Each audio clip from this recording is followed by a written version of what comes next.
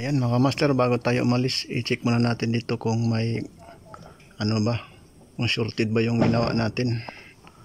Ayan o. I-buzzer natin to. Ayan. Then ilagay natin bawat terminal dito. Ayan, kung makikita natin walang buzzer. Ayan.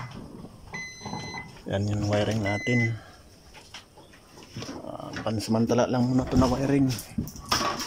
Hanggang dito, isang ilaw, switch, junction box, din ilaw. Din punta tayo rito doon.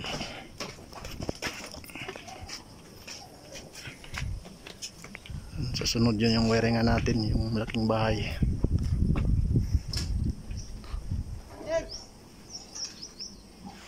Ayan, dito yung isa. Ayan, may outlet.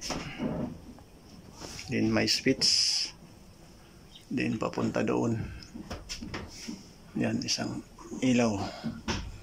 Dito rin isang outlet. Ayan yung ano natin, no? Yung wire. Then dito yung mga trabaho doon. Yan yung wiring natin pag natapos yan.